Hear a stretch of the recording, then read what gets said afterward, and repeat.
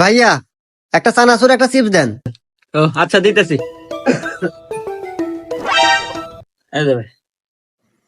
এই নে ধর। ভাইয়া কয় টাকা হয়েছে? হিসেব করে দেখতে হবে ভাই। চিপস 10 আর একটা চানাচুর 10, মোট 1010 টাকা ভাই।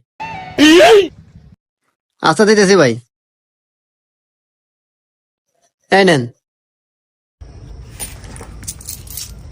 এ ভাই এনে না 10 টাকা দিলেন মাত্র। 10টা মানে কি কন? আমি হিসাব করে দিই, খাতা কলম দেন। এই ধর তো।